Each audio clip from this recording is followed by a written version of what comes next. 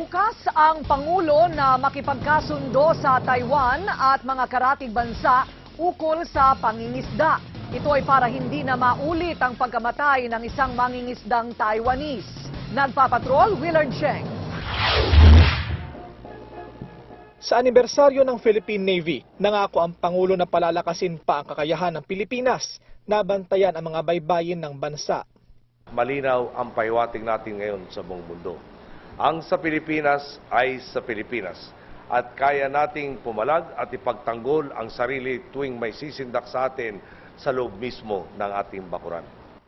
Pero bukas ang Pangulo na makipagnegosasyon sa Taiwan at mga karatig bansa para magkasundo ukol sa pangingisda para maiwasang maulit ang pagkamatay ng isang mangingisdang Taiwanese nang makaengkwentro ang Philippine Coast Guard.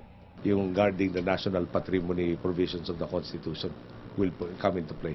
So, after we finish this issue, we will talk to every neighbor that we have to ensure peaceful and parang equally prosperous relations with everybody. Pero ramdam na ang epekto ng parusang ipinataw ng Taiwan. Kinansela na ng mga travel agency sa Taiwan ang mga tour package papuntang Pilipinas sa pangambang mamultahan ng pamahalaan doon. Dahil dito, 40 hanggang 50,000 turistang Taiwanese ang hindi natutuloy sa Pilipinas sa susunod na 6 na buwan.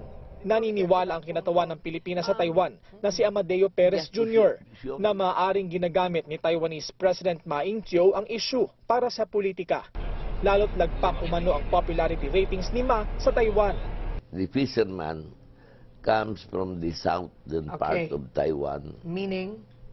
That is opposition country. The opposition congressmen were in uproar. They want the government to respond. The other members of Congress joined the opposition in making the outcry, putting pressure on the president